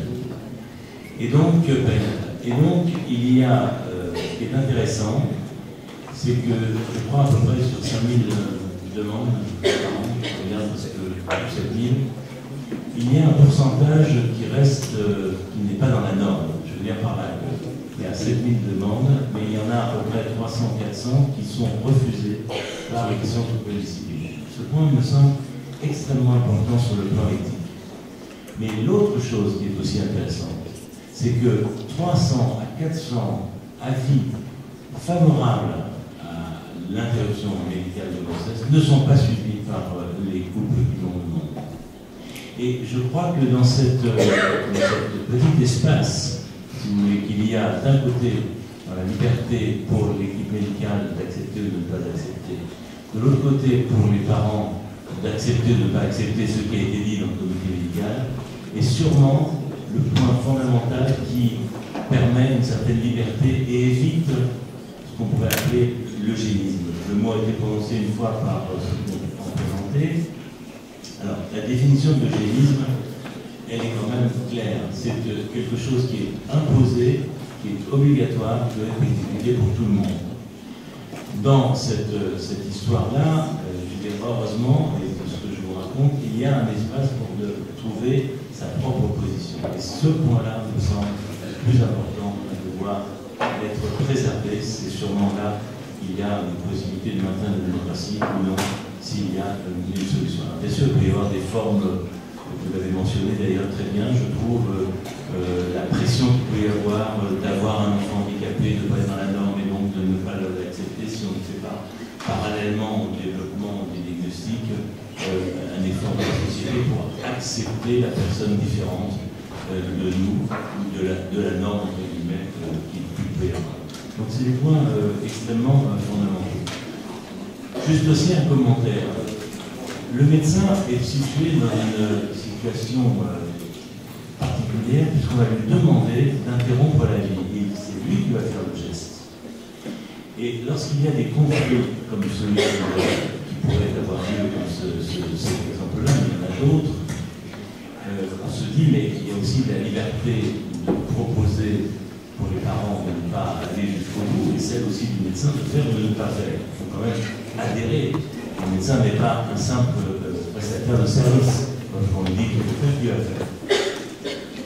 Et souvent dans les discussions comme ça de conflit, je me rappelle de certains discours. On disait, écoutez, madame ou monsieur, les deux, vous ne voulez pas de cet enfant. Vous ne voulez pas de cet enfant pour des raisons qui vous sont propres. Vous ne voulez pas de cet enfant. Et vous me demandez de le tuer.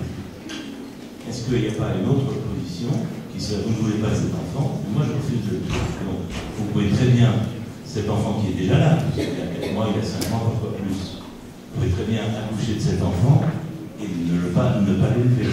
Là, vous me demandez en cours de route d'intervenir et moi de faire un geste qui me, pour l'indication que vous avez, est là, qui ne me convient pas.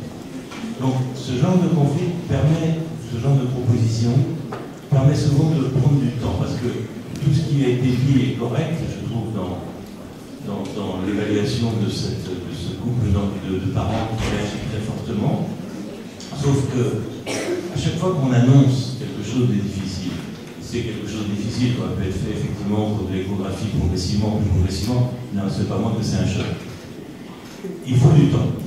Il faut du temps. Le médecin, à mon avis, peut-être de façon discutable, qu'on pourrait peut-être tenter dans un monde idéal plus proche, mais néanmoins essayer de gagner du temps aussi en faisant passer le dossier, ce qui est une obligation, mais aussi au centre pluridisciplinaire. Et à ce moment-là, ça laisse aussi la première réaction d'une mauvaise annonce, que ce soit un cancer, que ce soit une malformation fétale, c'est une agressivité et un refus. Je pense que les médecins qui sont dans la salle ont vécu ce genre de refus et d'agression, d'ailleurs, qu'il y a souvent contre celui qui annonce. Celui qui annonce n'est pas le bienvenu. Donc il y a un rejet, non seulement de la situation, mais aussi de celui qui annonce. Et donc il faut un certain temps et un accompagnement pour essayer de voir les évolutions, ce qui a été fait en l'occurrence, c'est-à-dire de proposer effectivement de voir les médecins susceptibles de modifier par des artifices, vous connaissez des mains artificielles, de modifier donc la réalité est une chose, les parents qui ont des enfants aussi avec des problèmes est une autre chose, tout ça est une vraie nécessité. Ça ne veut pas dire, parce qu'il y a eu cette réaction, que je voulais insister, ça ne veut pas dire forcément que la mère va rester sur cette position-là. Et encore faut-il qu'il y ait une ambiance de restitution de ce que c'est ce que vous avez fait, ce que c'est qu'une anormalité, un handicap, et l'entourage pour progresser vers quelque chose qui va permettre d'éviter ce blocage où à un moment donné, il va y avoir une demande qui habituellement n'est pas assez. Sauf si elle touchait, on va dire, l'équilibre psychique profond des parents. Donc là, on est obligé de revoir un peu le problème. Mais là, il faut du temps pour vraiment apprécier ce qui est une réaction rapide de ce qui est véritablement sous-jacent à un problème. Pour dire les choses, je me rappelle, c'était dans le cas par cas, par exemple, de situation, on va dire le bec de lièvre, on ne va pas faire d'interruption volontaire de demande médicale de grossesse. Et pourtant, ça peut arriver. Parce que je me rappelle d'un cas où on était sur un couple qui avait, c'était la 3e fois qu'ils avaient un enfant avec un double bec de lièvre. Je veux dire simplement par là que là, on tombait dans une histoire qui était presque une application psychologique, qui était une application psychologique au corps psychiatrique, tellement ça déclenchait une réaction. Donc, il faut analyser tous les cas, il faut tenir compte, bien sûr, de ce que ressentent les parents. Il faut les accompagner vers ce qui nous semble le plus humain, c'est l'acceptation de l'autre, y compris sa différence. Il faut mettre en place ces choses-là, mais il faut aussi prendre du temps, parce qu'il n'y a jamais d'urgence à décider de faire un geste aussi définitif, aussi difficile. Voilà les commentaires que je voulais faire, mais la discussion, elle est ouverte, bien entendu, à tout le monde.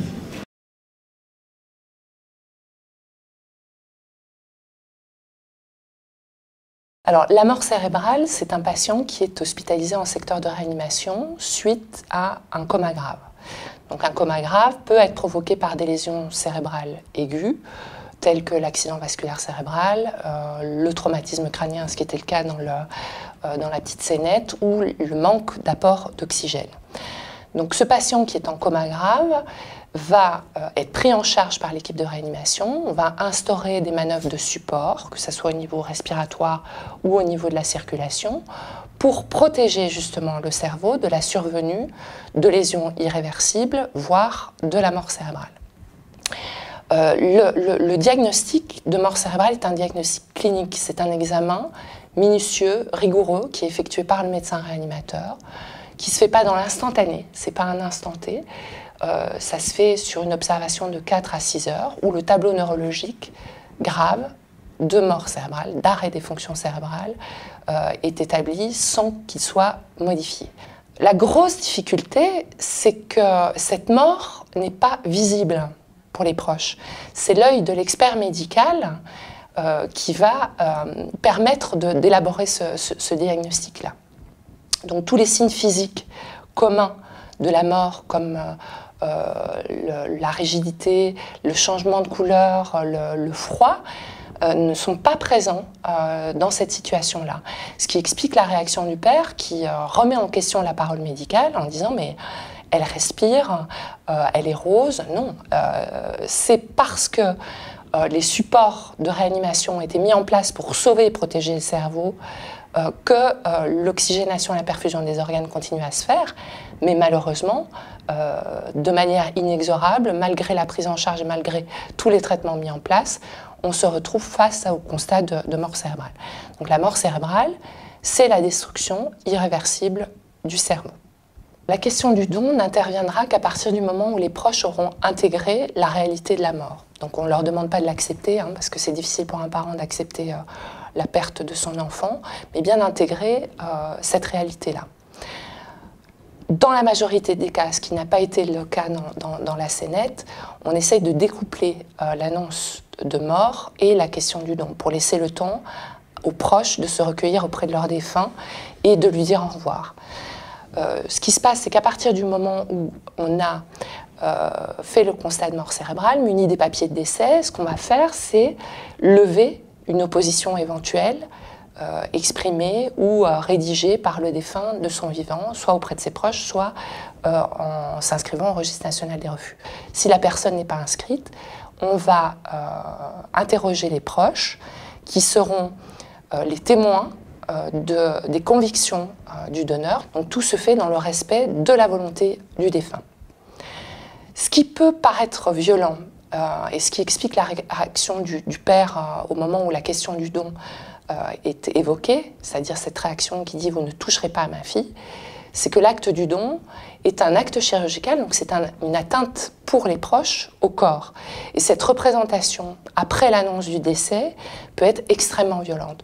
Donc on est là, nous, pour les informer, les accompagner. Donc ça, c'est un moteur permanent pour tous ceux qui prennent en charge le donneur. C'est le respect du donneur, de sa personne, de son corps et de sa volonté.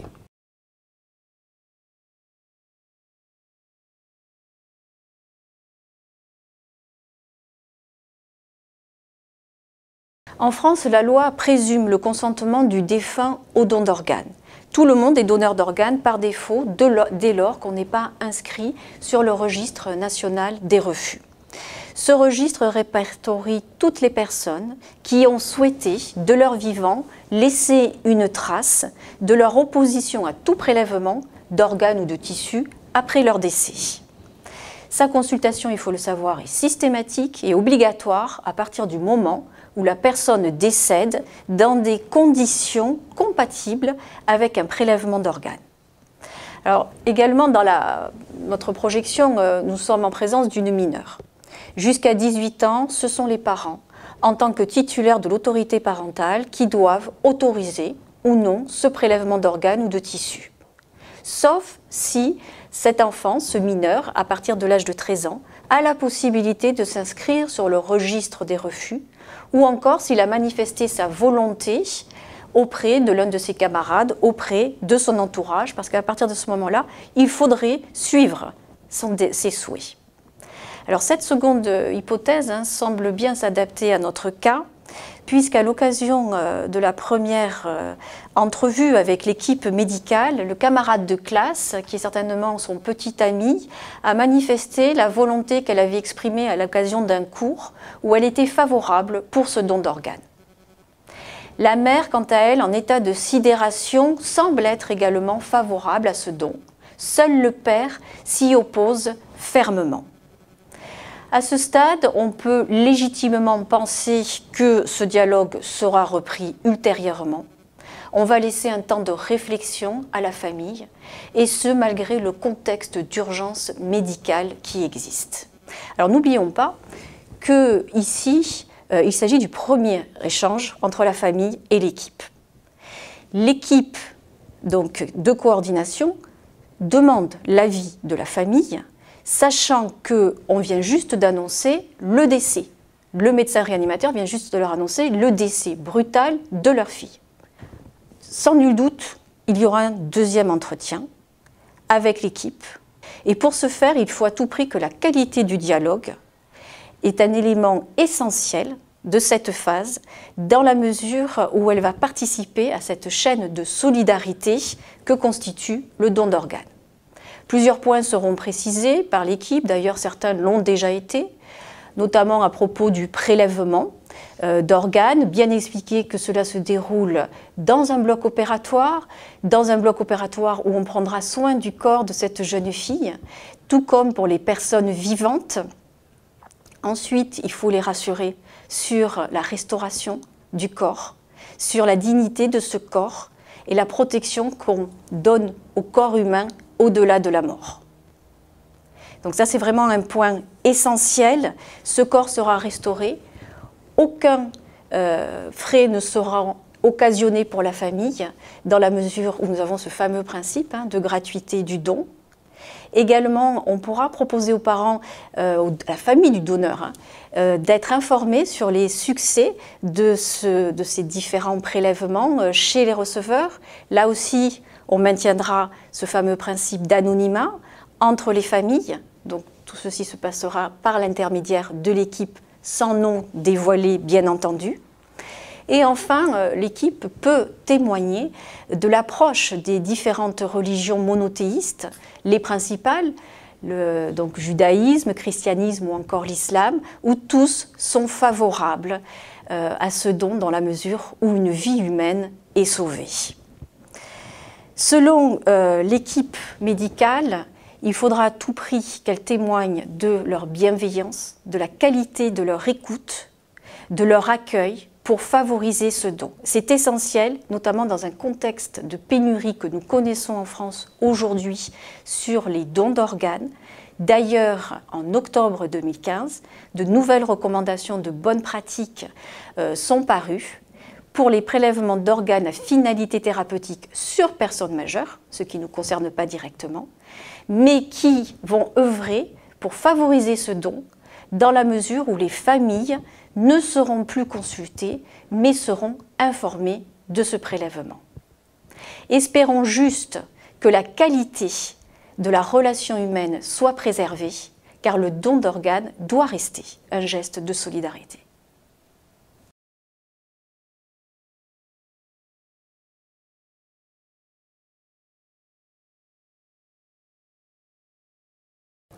La situation en France, en tout cas, c'est que le prélèvement, il peut être pratiqué à partir du moment où la personne n'a pas fait connaître son refus de son vivant. Donc on fonctionne sur un consentement présumé, ou ce qu'on appelle le système de l'absence d'opposition. Et l'idée, c'est que finalement, il y a un présupposé humaniste de solidarité collective, et la vertu de ça serait, en tout cas une des vertus, ça serait que ça permettrait finalement de soulager les proches qui du coup n'auraient pas au fond à s'impliquer dans les décisions difficiles puisque la loi permettrait de décider. Et en tout cas d'un point de vue conceptuel, ça revient à aborder le corps comme un bien qui appartient à la collectivité et qui est finalement au service des personnes malades. Alors, le CCNE avait rendu un avis en 2011 sur le don d'organes, et eux insistaient sur le fait que peut-être qu'il y aurait eu là une voie moyenne à trouver, dans la mesure où ça serait peut-être intéressant de privilégier un consentement explicite. Alors la question, en fait, pour le philosophe, dans toutes ces questions-là, on voit bien, c'est qui est-ce qui est dépositaire du corps? Est-ce que c'est la personne? Donc à ce moment-là, finalement, c'était son avis, quand elle était encore capable de l'exprimer, qui compterait? Ou est-ce que c'est la famille? Ou est-ce que finalement c'est la société qui est dépositaire du corps? Mais finalement, ce qu'on voit, en tout cas pour un philosophe, le problème à ce moment-là, c'est qu'on considère le corps uniquement comme un bien, comme une chose, en tout cas uniquement dans sa dimension naturelle. Et donc, à partir du moment où on prête attention à la dimension symbolique du corps, on comprend bien que finalement la problématique du don, elle ne se résume pas aux relations en fait, entre un donneur et un receveur qui échangerait un bien. Elle implique justement toute la famille et donc ça conduit à prêter attention justement à cette dimension relationnelle qui est importante si on veut comprendre les enjeux éthiques qui sont à l'œuvre dans les problématiques de don d'organes.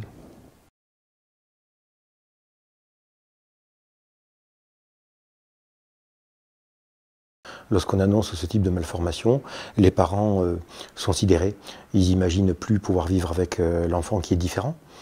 Ils imaginent qu'ils vont supprimer leur douleur en supprimant l'enfant. Et c'est là qu'émerge l'idée de l'interruption médicale de grossesse. Et on sait bien que cette phase d'annonce est à respecter. Elle va durer un certain nombre de jours et il faut travailler avec les parents dans ce temps-là. Il ne faut pas les abandonner, il faut les accompagner. Il faut donner de la valeur à leur enfant. Il ne faut pas le réduire à la simple anatomie qu'il a, cet enfant, à cette simple malformation, qui pour les parents représente beaucoup.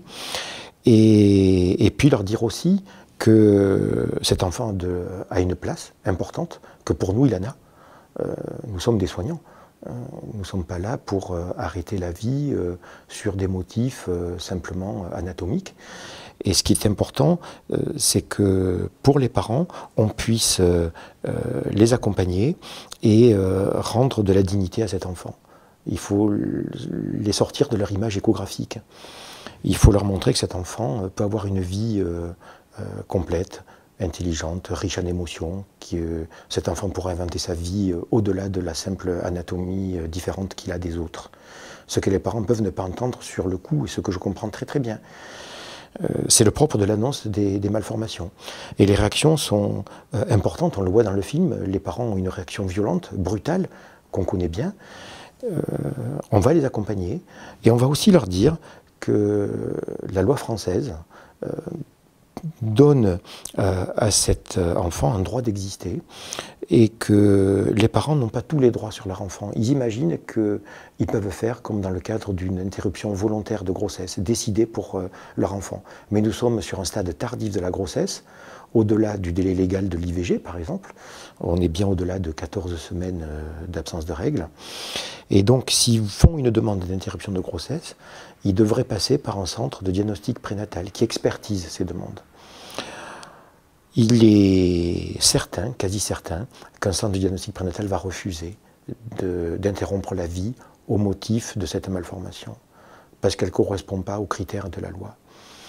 Et le plus dur va être d'amener les parents à faire cette démarche, de rencontrer les médecins d'un centre de diagnostic prénatal, que nous les écoutions complètement, que nous entendions leurs demandes, que nous ne les jugions pas à travers cette demande, que nous l'entendions, leur dire qu'on va réfléchir sur cette situation qui les accable et qu'on se tient prêt à les aider. On va leur faire rencontrer pour cela des spécialistes de cette anomalie, par exemple des chirurgiens pédiatriques, des orthopédistes pédiatriques, et qui vont leur expliquer ce qu'est précisément cette malformation. Les parents seront certainement allés voir sur Internet ce que c'est. Ils auront vu tout et son contraire. Ils seront tombés sans doute sur des forums pas très bien faits, et ils seront tombés sur parfois des sites mieux faits, mais on ne le sait pas à l'avance. L'idée, c'est qu'ils voient les spécialistes de la maladie, de l'affection, de l'anatomie, pour être dans le cas précis du scénario, et qu'ils puissent réinvestir leur enfant. C'est ce qui me paraît le plus important. Alors le rejet à l'étranger serait une sorte d'échec pour nous, mais il n'est pas à exclure, parce que la violence des réactions parentales a déjà fait faire ce genre de choses. C'est-à-dire que la législation française est ce qu'elle est, mais dans d'autres pays, il est permis d'interrompre des grossesses sans expertise médicale plus tard. Et on a un certain nombre de parents qui se dirigent d'emblée vers ces centres à l'étranger. Les parents ont effectivement la possibilité de garder leur grossesse. C'est ce qui se passe assez souvent d'ailleurs, après cette phase d'annonce, le fait de se sentir entouré, le fait qu'on les appelle, le fait qu'ils voient rapidement les personnes les plus compétentes sur la malformation, leur montre qu'on tient à cet enfant, leur montre qu'on peut donner à ses parents une image différente de ce qu'ils imaginent pour leur enfant. On peut leur faire rencontrer des parents qui ont eu des enfants dans ce cadre-là. Et souvent ils s'aperçoivent que l'idée qui les envahissait n'est pas tout à fait exacte. Donc c'est comme ça qu'on peut essayer d'agir, en mettant autour d'eux très rapidement, et là il y a vraiment une urgence émotionnelle à le faire, toutes les possibilités pour leur donner une vision exacte de ce qu'a leur enfant.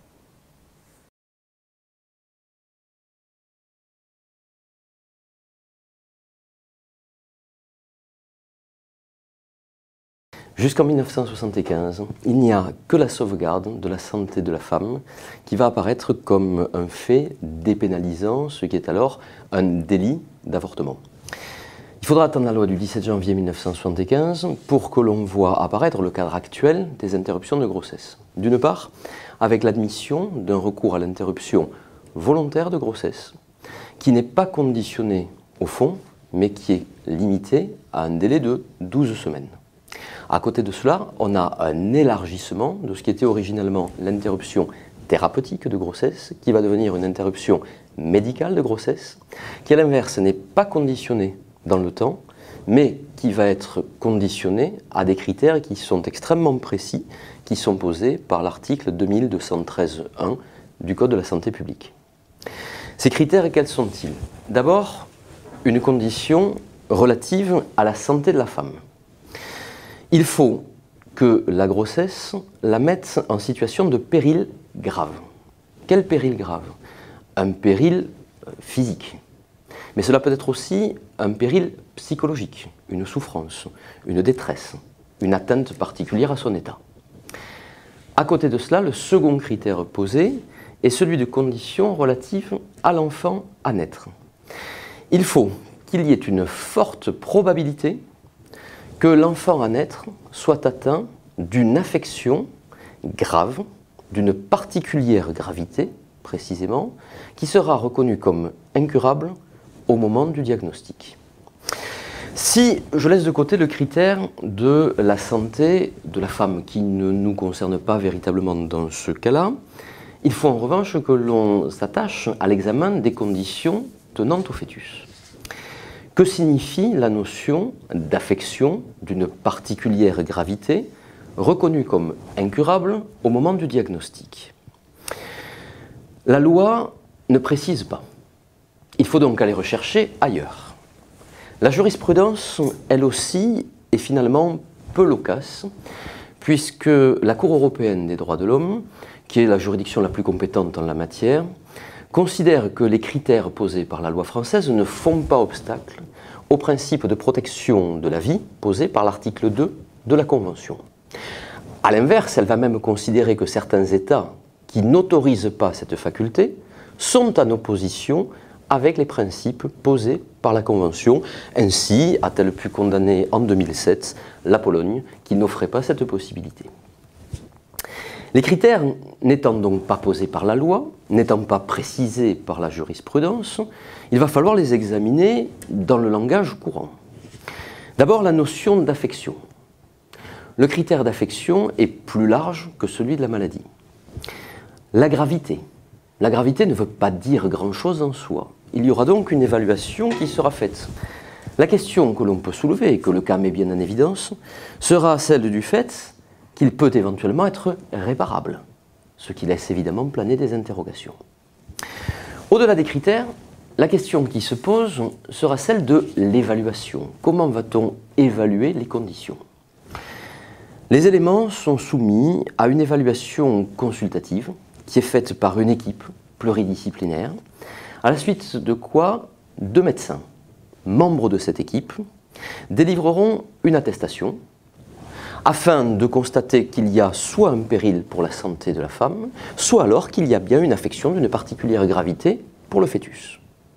C'est cette attestation qui va conditionner la possibilité de réaliser l'intervention, laissant alors à la parturiente le choix, dans un délai raisonnable, qui ne pourra pas être inférieur à moins d'1 semaine, soit de poursuivre la grossesse, soit de l'interrompre. C'est ainsi qu'est posé le premier cadre. La deuxième question que soulève ce cas va porter sur le problème du recours à la loi étrangère. Le conjoint évoque la possibilité de recourir à une interruption de grossesse plus tardive à l'étranger. C'est une hypothèse bien connue par le droit français, que l'on appelle quelquefois le tourisme juridique, qui serait ici appliqué au droit médical. C'est tout le problème dit de l'extranéité en droit international privé. Ce couple peut légitimement recourir à d'autres législations plus souples, en allant par exemple en Grande-Bretagne, où l'interruption volontaire de grossesse peut être réalisée jusqu'à 24 semaines, peut également aller en Espagne, où il le sera jusqu'à 22 semaines si l'on constate une malformation sur le fœtus, ou aux Pays-Bas, où elle pourra avoir lieu jusqu'à 22 semaines, si je n'évoque que nos voisins les plus immédiats. Ce mécanisme est un mécanisme que connaît bien le droit et que le droit sanctionne, car il va considérer qu'il s'agit d'un contournement, donc ce que l'on appelle une fraude à la loi française. La sanction traditionnellement posée par le droit français est l'absence d'effet du mécanisme obtenu à l'étranger dans le droit français. Ce cas montre donc tout à la fois le cadre rigide du droit, mais aussi la difficulté d'avoir systématiquement une réponse juridique qui peut être donnée, ce qui n'est peut-être pas une mauvaise chose.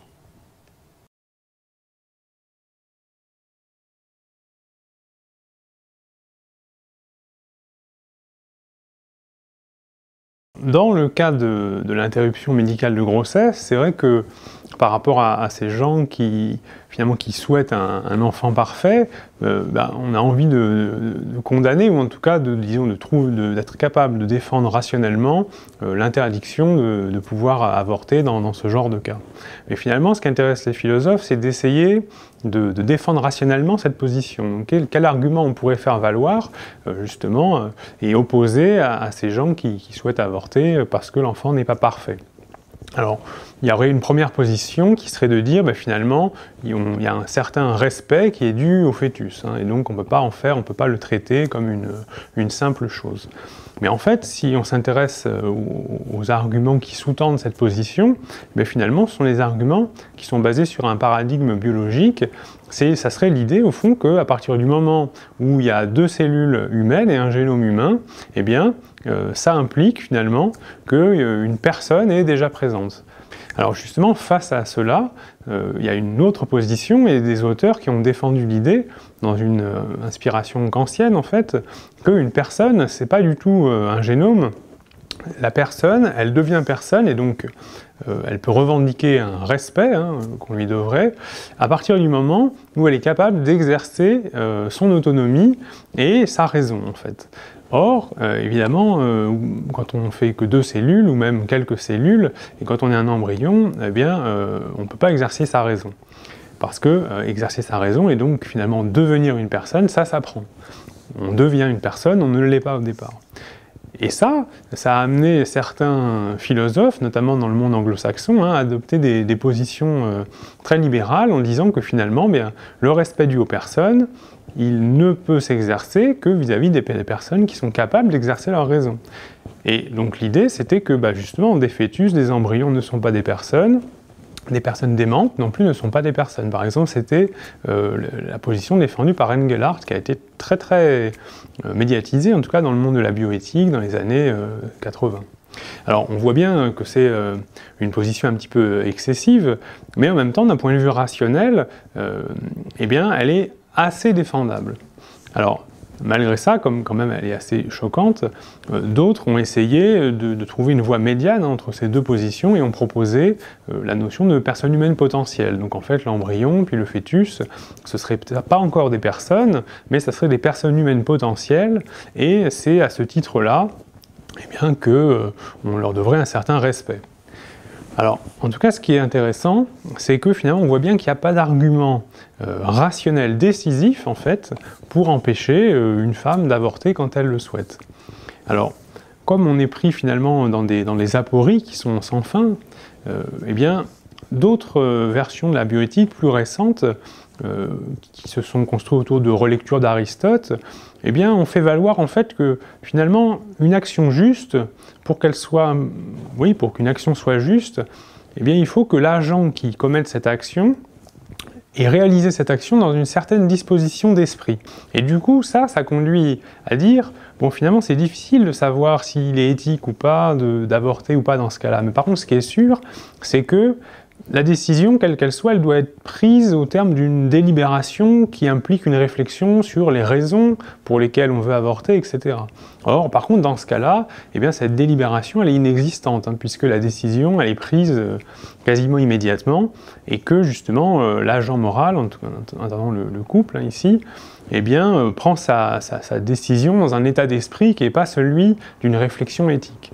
Et au fond, d'un point de vue éthique, dans ce genre de cas, c'est plus là-dessus qu'on pourrait critiquer les choses plutôt que sur la décision elle-même et sur les arguments en faveur d'une décision ou d'une autre, parce que les arguments ne sont jamais décisifs, justement.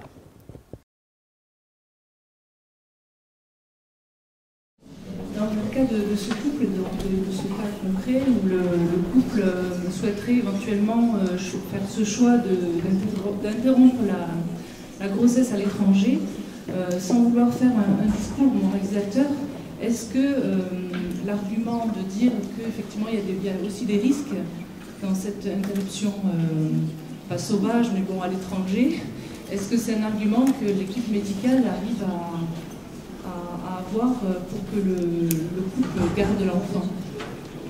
Le risque, c'est ça que j'ai dit? Les risques d'interruption? Oui, l'après. Moi, je pense que le risque plus important que le risque physique, il n'est pas très important. Donc, si on ne se sent pas très bien dans ce genre de réponse.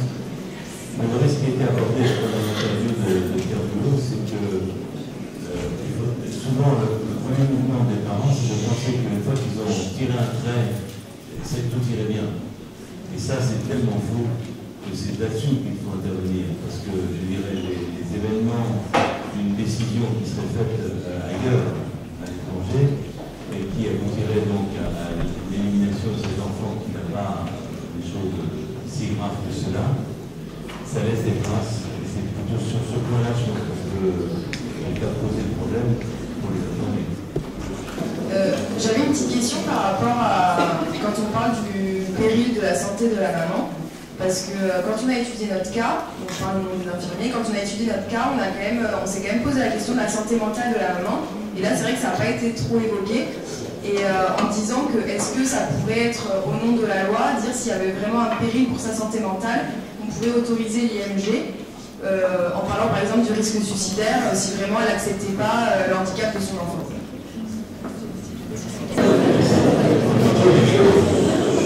Je pense que d'abord, première chose, dans le désespoir, on a pu voir en pratique médicale, à ce moment-là, l'énoncé du risque de suicide est souvent fréquent. Il ne faut pas, je dirais, je ne veux pas dire que c'est du chantage, parce que c'est pas un truc comme ça, c'est vraiment une détresse, mais je dirais qu'il faut faire attention de ne pas céder à cette panique qu'on a en face de soi, de dire, face à ça, j'accepte. Parce que la plupart du temps, enfin, j'en ai jamais vu de ma carrière. Mais par contre, des expressions en disant ça, oui, Par contre, ce que vous soulevez, c'est ce que j'ai dit tout à l'heure, un petit peu en filigrane, c'est qu'on peut être confronté à un moment donné, pour une raison très particulière de l'histoire de ce couple ou de l'histoire de la personne, à quelque chose qui est une altération de la santé mentale, et qui pose véritablement le problème de dans quelle situation les choses vont se passer pour cet enfant. Et là, je dirais, c'est une autre expertise qui doit être faite prudemment et qui peut-être règle quasiment une chose de remise. Mais effectivement, dans le cas des centres pluridisciplinaires, il peut y avoir aussi une expertise psychologique et mentale qui peut aller parfois jusqu'à l'acceptation. Je dis parfois. Mais dans la majorité des cas, dans ce genre de situation qui tombe comme ça, comme un coup de tonnerre, c'est une révélation qui perturbe, qui déclenche, comme je le disais, l'agressivité et la volonté d'effacer, de ne plus avoir à faire, ce qui est un leurre énorme sur le plan psychologique après. Et c'est notre rôle d'essayer de dire tout cela, même si ce n'est pas facile, de prendre le temps pour aider. Alors, vous renseignez déjà dans un premier temps sur les formations qu'on propose, notamment au sein de l'espace éthique ici dans cette maison à la faculté de droit, parce qu'on a des DU maintenant sur le handicap. Il y en a très peu, notamment ici, l'environnement juridique et social de la personne en situation de handicap. On avait commencé sur l'enfant en situation de handicap. Et parmi les étudiants que j'ai pu avoir, j'avais de jeunes gens qui avaient une agénésie, une main droite ou une main gauche, que je ne pouvais pas détecter pendant l'année, mais qui, le jour de l'oral, m'ont dit, voilà, je fais votre DU, je suis championne d'escrime, je viens parce que j'ai un handicap.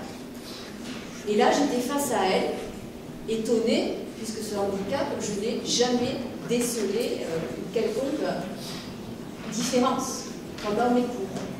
Et elle m'a montré qu'il lui manquait une main.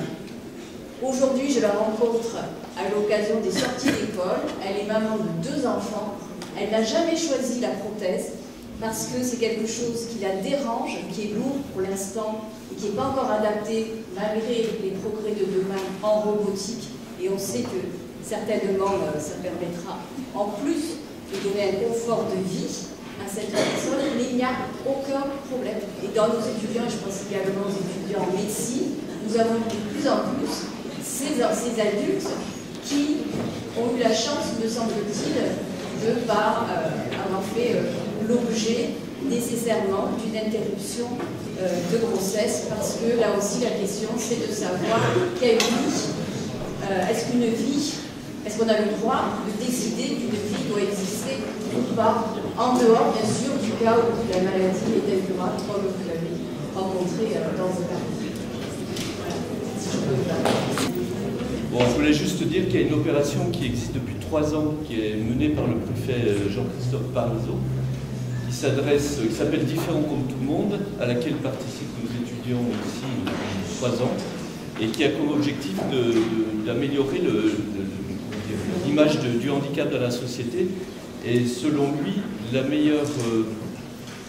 meilleur âge pour s'adresser aux gens, c'est les classes de 5e, parce que les élèves sont encore pas assez,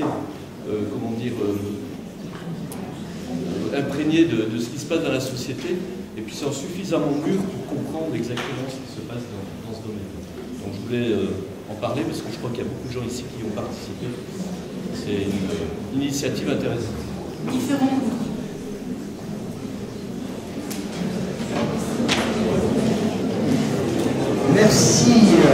Merci à tous. D'abord par la qualité de ce qu'on a vu, la créativité, la pertinence, l'humour, la dérision, la provocation, en tous les cas, toutes les manières de réfléchir. Ça a été une très belle après-midi. Et évidemment, nous ne regrettons pas cette initiative qui se poursuivra et s'amplifiera par le prix d'éthique aux meilleurs comédiens que nous avons vus aujourd'hui, qui, par leur originalité, leur approche, ont doublement questionné les aspects éthiques. Ce qui me frappe le plus en côtoyant les personnes handicapées, lourdement handicapées, tétraplégiques, devenus tétraplégiques au cours de leur vie, c'est qu'ils disent toujours la même chose. Les bien portants, surtout, ne jugez pas la qualité de vie des handicapés. Surtout, ne portez pas le regard de votre bien-portance sur notre qualité de vie. Car le handicap est une fermeture de possible, mais c'est une ouverture à d'autres possibles que ne connaissent pas les non-handicapés, que ne connaissent absolument pas les non-handicapés. C'est la capacité d'aller à l'essentiel de la vie, à des éléments de joie et de plaisir qui ne sont plus les mêmes, et qui ne sont pas, parce qu'ils sont différents, à un niveau parfois supérieur à celui de bien portants qui ne trient rien dans leur jour et dans leurs priorités. Et on citait un préfet qui a ce très lourd handicap et qui a fait toute sa vie de préfet avec les responsabilités qu'il a et qui le dit très bien, ne jugez pas. Ne jugez pas notre qualité de vie, c'est autre chose, c'est à la fois dans la vie, mais ailleurs aussi, et c'est tout le respect de la différence avant d'avoir des attitudes péremptoires sur ce qui est réellement la vie d'autres, qui sont dans d'autres conditions. Voilà la réflexion.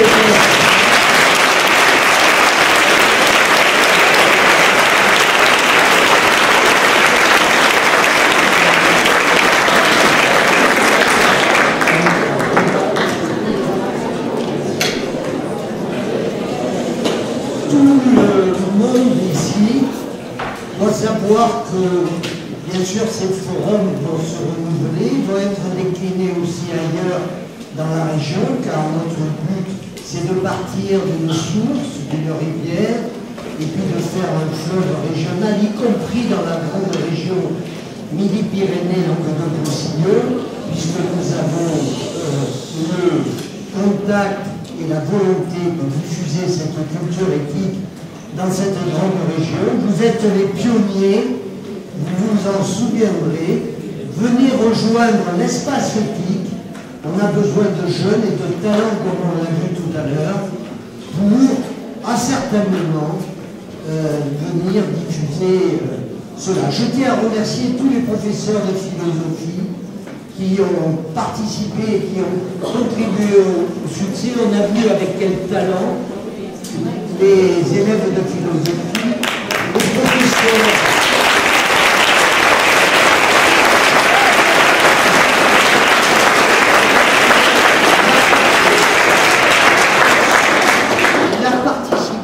De l'ensemble des lycées qui sont ici, de toutes les universités, surtout des facultés qui ont contribué, que vous avez vu défiler, les doyens qui sont là, qui ont été très discrets. Je vois le doyen d'odontologie, le professeur Gibert, le professeur Valcarcel et bien d'autres. Je vous remercie tous parce que vous avez permis à ce que cette journée soit ce qu'elle est.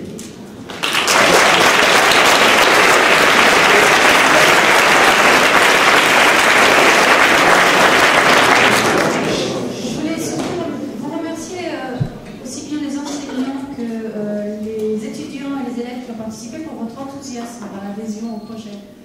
C'était expérimental, on affinera un peu l'approche dans les années qui viennent. Mais